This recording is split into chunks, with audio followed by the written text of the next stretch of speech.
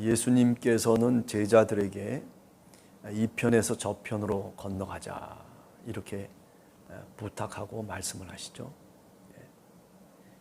저 편이 어디인지는 우리가 알 수 없지만 그러나 주님이 뜻하시고 주님이 가시고자 하시는 그 편이다라고 하는 것을 알 수 있죠.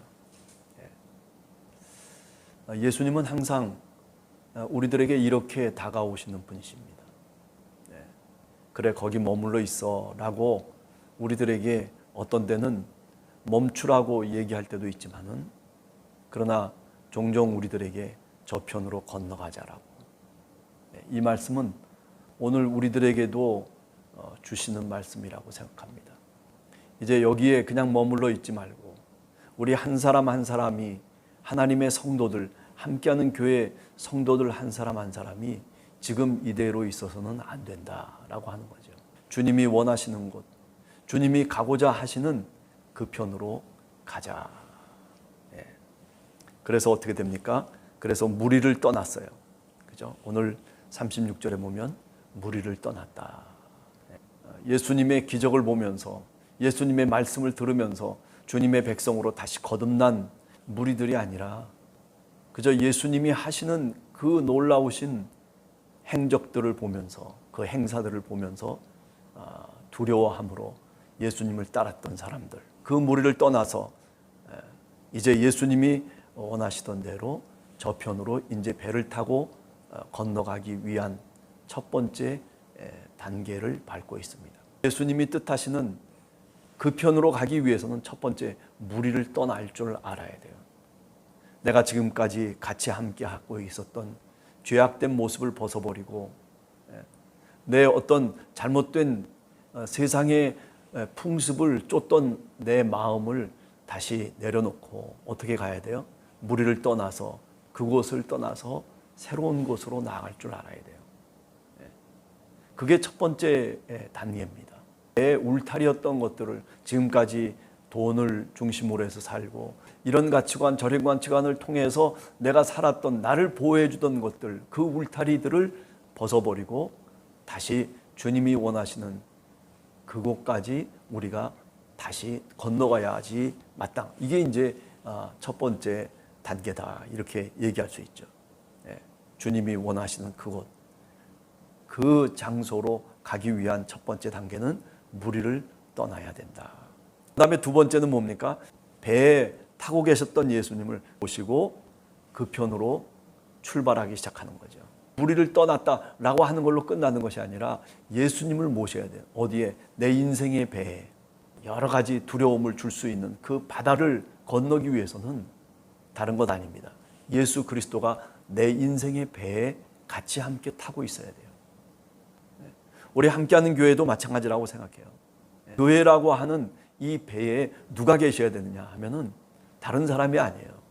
뭐 목사님이 있어야 된다, 장로님이 있어야 된다, 뭐 권사님이 있어야 된다는 것이 아니라 제자들이 있어야 된다라고 하는 것이 아니라 오늘 성경 말씀을 보면 예수님이 있어야 된다라고 하는 것을 얘기하고 있는 거죠. 예수님을 여기 그대로 모셨다라고 하는 이 모신다라고 하는 말이 헬라 말로는 파라람바노라고 하는 그런 말이에요. 이것은 뭐냐면 우리가 예수 그리스도를 영접한다는 거예요. 예수님을 새롭게 내 옆에 모신다라고 하는 거예요. 저 건너편으로 가기 위해서는 우선 첫 번째로 뭐라고요? 무리를 떠날 줄 알아야 되고 두 번째는 예수님을 영접해야 돼요. 내 인생의 바다 속에서 내가 주님과 함께 같이 갈 수 있도록 내 배에 주님을 모셔드리는 것. 주님이 함께 하셔야 된다라고 하는 게 이게 두 번째 단계라고 얘기할 수 있죠. 그랬더니 어떻게 했어요? 오늘 성경 말씀을 보면 다른 배들도 함께 했다. 나 혼자만 건너가는 게 아니라 예수님을 영접하되 다른 배들도 같이 예수님과 함께 동행할 수 있도록 어떻게 했어요? 다 불러 모은 거죠. 자, 우리가 이제 저 예수님이 원하시는 저 건너편으로 우리 모두가 같이 갑시다. 그래서 같은 배에 타고 있었던 많은 사람들, 다른 배에 타고 있었던 많은 사람들, 그죠? 서로 다 각자 달랐는데도 불구하고 그런데 함께 목표를 향해서 어디를 향해 가요? 저 건너편 주님이 원하시는 곳으로 가는 거죠. 이게 세 번째 단계예요. 그냥 내가 예수 그리스도를 믿고 내가 주님을 영접했다라고 하는 걸로만 끝나는 것이 아니라 내 배에만 주님이 계신다라고 하는 것으로 끝나는 것이 아니라 다른 배에도 어떻게 많은 사람들이 같이 함께 갈 수 있어야지 그게 뭐예요? 그게 참 행복한 인생의 여정이다라고 얘기할 수 있는 거죠. 그래서 다른 배들도 함께 했다. 다른 배들도 함께 했다. 우리가 교회라고 하는 것이 사실은 함께 주님을 모시고 주님이 원하는 저편으로 건너가는 배가 바로 뭐냐면은 이 교회라고 얘기할 수 있지 않을까라는 생각도 해봅니다. 자, 그런데 이제 문제는 그거죠. 그런데 세 번째 단계, 주님을 모시고 가기 때문에 야, 이제 모든 게 다 잠잠할 것이다. 모든 게 다 형통할 것이다. 그렇게 우리가 신앙을 배운 사람들도 있어요. 주님과 함께만 있으면은 내 인생의 모든 것들이 다 편안해질 것이다. 그런데 오늘 성경 말씀 보면 그렇진 않아요. 37절에 보면 광풍이 일어나고 물결이 배에 부딪혀 들어와서 물결이 배에 가득하게 되었다. 위기가 찾아오는 거죠. 주님과 함께 우리가 가더라도 위기가 있습니다. 위기가 있어요. 주님과 함께 주님이 원하시는 그곳으로 가려고 해도 광풍이 일어나고 물결이 부딪혀 오기 마련인 겁니다. 오늘 성경 말씀은 바로 우리들에게 그것을 얘기하고 있는 거예요. 아니, 배에 가득하게 됐다라고 얘기해. 그래서 뭐라고 제자들이 외쳐댑니까? 라삐어, 선생님, 우리가 죽게 된 것을 돌보지 아니하시나이까. 그러면서 예수님을 깨우죠. 그래서 네 번째 단계가 뭐냐면 이런 위기가 있을 때 제자들이 누구를 깨웠어요? 예수님을 깨웠어요. 예수님을 깨우는 것은 뭡니까? 기도로 깨우는 거예요. 외치고 울부짖는 거죠. 위기가 찾아오고 그리고 어려움이 가득 우리 인생의 배에 들어오기 시작할 때 그때 제자들이 제일 먼저 찾았던 게 뭐냐면 바로 예수님이 어디 계시냐는 거예요. 예수님이 도대체 어디 계시냐?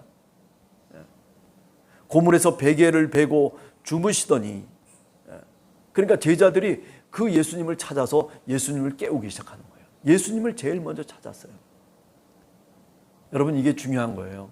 우리가 신앙의 삶을 살아가면서 인생의 여정을 우리가 노져가면서 위기가 찾아오고 물결이 우리 배에 가득 차기 시작할 때 그때 제일 먼저 여러분들이나 오늘 이 제자들이나 찾아야 될 분은 누구냐면 바로 예수 그리스도 우리의 주님이십니다. 주님을 찾아야 돼요. 주님이여 돌보지 아니하시나이까. 이것은 제자들의 기도죠. 주여 주여 하면서 우리를 돌봐달라고, 우리가 죽게 된 것을 주님께서 보시지 않느냐고, 우리에게 이런 위기가 찾아오고 이렇게 어려운 지경에 이르렀을 때 그때 주님이 함께 하심을 간곡하게 원하고 바라고 기도해야 되는 거죠. 종종 어떤 위기가 찾아올 때 우리는 내 힘으로 뭔가를 빠져나가려고 하죠. 아니, 주님밖에는 없다는 그런 생각을 갖고 신앙의 삶을 살아야 되는데, 그런데 내가 빠져나갈 수 있는 길들이 눈에 보이는 거예요. 그래서 어떤 위기가 찾아올 때 내 힘으로 이거를 빠져나가려고 그래서 출구를 찾기 시작합니다. 아, 저쪽에도 길이 있네. 가보니까 다시 막혀 있어요. 아니, 저 이편에도 다시 한번 그 길로 가서 빠져나가려고 하니까 거기도 막혀 있는 거예요. 거기도 물이 차오기 시작하는 거예요. 그렇게 이곳저곳을 방황하면서 내가 피할 길을 찾으려고 내 지혜를 통해서 내 뜻을 통해서 내가 뛰어다니다 보면 어떻게 돼요? 결국 지쳐서 쓰러지는 거예요.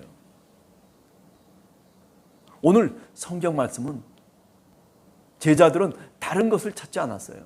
이 바람과 이 물결이 배에 부딪혀 오는데, 야, 우리가 이거 빨리빨리 이렇게 물을 퍼내가지고 어떻게 합시다, 저렇게 합시다, 서로들 이야기하는 것이 아니라 주님을 찾았어요. 아, 우리가 피할 길은 주님밖에 없다는 거예요. 우리를 도와줄 수 있는 분은 주님 한 분밖에 없다는 거예요.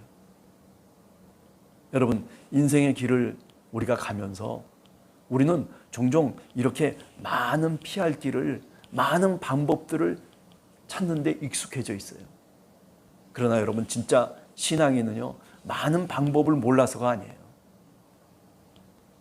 내가 이 위기를 넘길 수 있는 가장 지름길은 뭐냐면 바로 예수 그리스도 우리 주님, 그분을 붙드는 거예요. 그분께 기도하는 거예요. 그분에게 외치는 거예요. 왜 그렇습니까? 그분은 바다를 잠잠케 하실 수 있는 분이고, 그분은 우리의 인생의 길에서 우리의 모든 어려움과 시험을 잠잠케 하시고 고요케 하시는 분이기 때문에 그렇습니다. 도대체 그분이 누구예요? 바로 하나님의 아들이시고 이 세상 만물을 주관하시는 주님이시다라고 하는 것을 오늘 우리는 분명히 믿고 고백하는 거죠. 제자들이 그렇기 때문에 예수님을 찾고 예수님을 깨웠습니다. 예수님께 기도했습니다. 주여, 우리가 죽게 된 것을 주님 돌보시지 아니하시나이까? 우리가 이제 죽게 되었습니다. 우리가 이제 이 지경에 이르게 되었습니다. 자신의 형편과 자신의 사정을 누구에게? 하나님께 기도함으로 외치는 거죠. 그때 예수님께서 이제 마지막 단계가 뭡니까? 예수님이 깨어나셔서 예수님이 그들에게 가까이 오셨어요. 오늘도 우리가 어떤 어려움이 있을 때, 위기적 상황 속에서 우리가 주님을 찾으면 주님이 우리들에게 오십니다. 아니, 내가 길을 찾기 위해서 그 시간들을 낭비하지 말고 주님을 찾으세요. 주님께 먼저 나와서 주님께 기도하세요. 주님께 울부짖고 주님 나를 도와달라고 그렇게 간절하게 기도하면 오늘 성경 말씀을 통해서 보면 주님이 우리에게 오십니다. 그리고 말씀을 하십니다. 뭐라고 말씀하십니까? 바람을 꾸짖으시며 바다를 꾸짖으시며 뭐라고 얘기하냐면 잠잠하라, 고요하라. 그렇게 말씀하시니 어떻게 됐다는 거예요?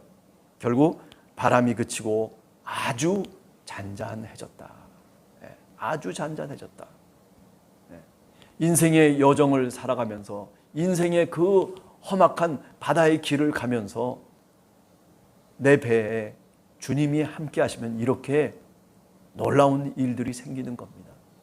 문제는 주님이 나와 함께하고 있음에도 불구하고, 주님이 나와 동행하고 있음에도 불구하고 내가 다른 거를 찾아요. 주님을 깨우려고 하지 않고 다른 방법을 찾는 거예요. 그게 바로 잘못된 신앙인의 모습이기도 한 겁니다. 내 인생의 배에 주님이 함께 하시고 계십니다. 우리 함께하는 교회라고 하는 이 큰 배에 주님이 함께 하십니다. 여러분과 그리고 우리 한 사람 한 사람, 우리 가정도 주님이 함께 하십니다. 어떤 여러 가지 일들이 생길 때마다 여러분들이나 저나 제일 먼저 주님을 깨울 수 있는 그런 우리 함께하는 교회 성도들이 되시기를 간절히 주님의 이름으로 축원합니다.